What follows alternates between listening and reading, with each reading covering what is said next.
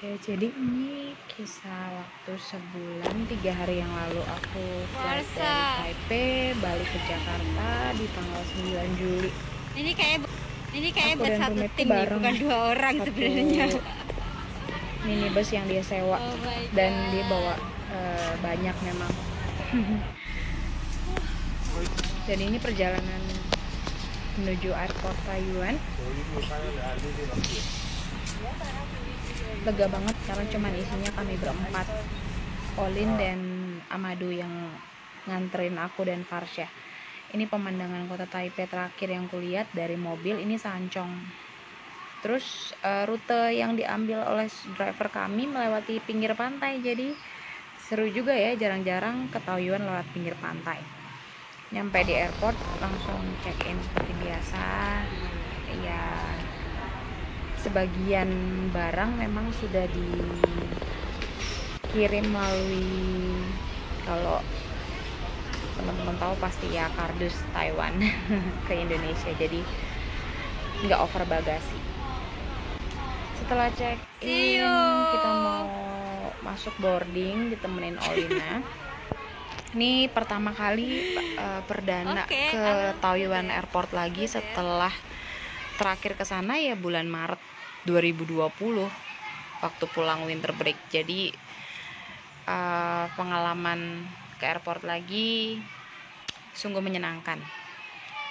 Perjalananku transit dari Taipei ke Hong Kong. Ini bandara Hong Kong, kita nyampenya kurang lebih sore sekitar jam 4. Sunsetnya bagus banget dari jendela waiting roomnya bandara di Hong Kong.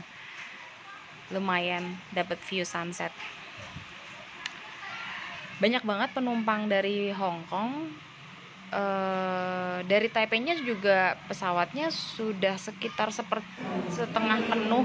Nah, begitu di Hong Kong banyak penumpang transit, itu pesawat ekonomi penuh dan kami nyampe langsung ke bagian KKP dulu, atau di Kesehatan Keselamatan Pelabuhan ya, KKP kelas 1 Soekarno-Hatta. Sebelum ngambil bagasi, jadi kami harus scan dulu e-Hack-nya. Kalau teman-teman tahu ada aplikasi e-Hack, yang mau pulang ke Indonesia harus terdaftar dulu di situ. Nanti akan diperiksa oleh petugas KKP. Dia nanya apakah sudah booking hotel untuk karantina. Karena saya belum booking hotel, maka dia langsung memberi cap untuk ke Wisma Atlet. Nah, ini capnya Wisma Atlet. Dari situ kita baru ambil bagasi. Setelah ambil bagasi, petugas TNI membantu untuk mengkoordinir barisan untuk masuk ke bus menuju ke Wisma Atlet Pademangan ya, bukan Kemayoran. Jadi untuk karantina di Jakarta itu di Wisma Atlet Pademangan. Berikut rekaman yang saya ambil. Banyak banget tawaran-tawaran kartu perdana ketika kami nyampe di bus oleh petugas berbaju batik ya. Saya nggak tahu apakah itu oknum ataukah memang petugas resmi, bahkan juga yang melayani penukaran uang. Ini rekaman video yang saya ambil ketika jam 1:30 malam di bus menuju ke Wisma Atlet. Kalau mau longgar bisa sama ya.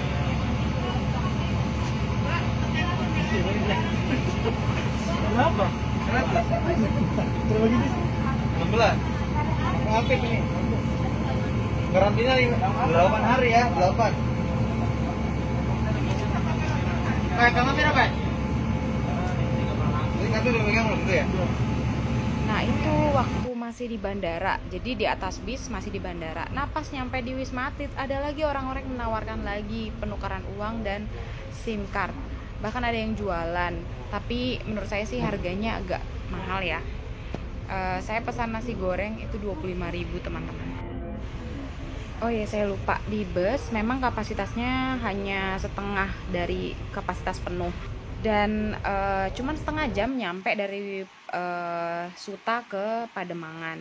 Lalu setiba di sana diberi arahan, setiap satu bus itu diberi arahan oleh petugas TNI, lalu paspornya dikumpulkan ke mereka, lalu nanti dicek dan nanti akan dikembalikan masing-masing, lalu masuk ke dalam tempat pengecekan swab, dan di situ satu bus itu mulai arrange masing-masing untuk satu kamar. Teman satu kamarnya itu kapasitasnya satu kamar untuk 4 orang. Jadi satu bus itu ketika kami nyampe dan sebelum swab kami sudah mengelompokkan diri kami secara sukarela. Lalu setelah PCR maka kami langsung menuju ke tower masing-masing. Kebetulan saya di tower 9 dan di kamar 909. Jadi inilah kamar kami, ini situasinya. Jadi di lorongnya cukup banyak kamar tersedia, dan satu unit ini terdiri dari 2 kamar tidur. Jadi satu kamar tidur ada 2 tempat tidur, 2 bed, dan ada yang 1 bed. Di tengahnya, ruang tengah itu ada sofa yang cukup lumayan bagus juga untuk tidur juga. Jadi kami berempat memilih masing-masing tempat tidur 1. Lalu ada 1 teman kami yang tidurnya di sofa. Seperti itu. Jadi supaya kami juga physical distancing satu sama lain. Seperti itu teman-teman. Di dalam unit ada 1 kamar mandi. Ini di sebelah kanan ini kamar mandinya.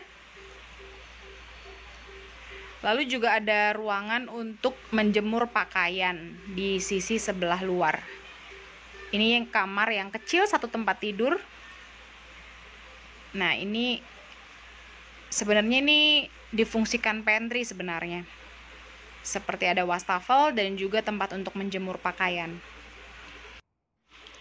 Saya tidur di ruangan yang hanya ada 1 tempat tidur, dan ini pemandangan di luar jendelanya. Dari lantai 9 lumayan bagus view-nya. Makanan kami 3 kali sehari tersedia makanan, dari sarapan, makan siang, dan makan malam. Kami makannya di ruang tengah yang ada sofa dan mejanya. Makanannya cukup baik dan enak menurut saya. Ada 2 lauk pauk, 1 sayur, dan pasti ada kerupuk dan ada buah. Yang selalu ada itu tempe dan tahu dan kikil. Kami selama 6 hari di karantina selalu ada lauk yang itu. Nah, ini posisi ketika rapih ya mejanya. Sampah juga tinggal taruh di luar, di koridor. Dan ada hal yang menarik, di tower kami, tower 9, ada lantai 3 yang difungsikan sebagai kantin, yang saya agak percaya nggak percaya ini ada. Ini pertama kalinya, dan hanya sekali saya keluar kamar karena mau mencari air panas, karena dispenser di lorong itu tidak ada air panas. Jadi saya mencoba mencari di kantin, tapi melihat ini kondisi kerumunan, saya benar-benar menyesal, dan saya sangat takut sekali karena memang benar seperti ini kondisinya. Bahkan ada penukaran uang seperti yang ada di bus juga, ada penukaran uang. Mungkin karena memang sebagian besar yang di karantina itu teman-teman pekerja migran atau TKI dari luar negeri. Jadi mungkin mereka butuh ini. Tapi ini mengundang kerumun. Jadi selama kurang lebih 6 hari saya masuk ke Wisma Atlet itu hari Sabtu subuh jam 3. Lalu selama 6 hari melakukan karantina, jadi hanya makan, tidur, dan beraktivitas yang lain di dalam kamar. Kami berganti-gantian mengambil makan di lorong yang letaknya dekat dengan lift, berganti-gantian setiap hari supaya menghindari kontak dengan yang lain, karena merasa trauma melihat kerumunan di kantin itu. Jadi benar-benar kami gak berani keluar kamar.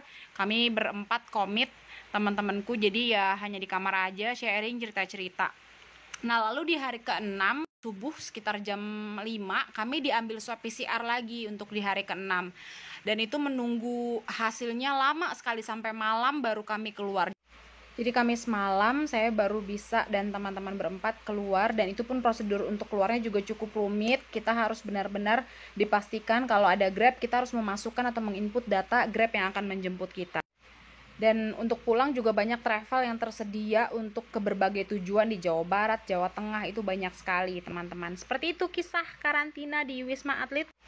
Nantikan video selanjutnya ya teman-teman.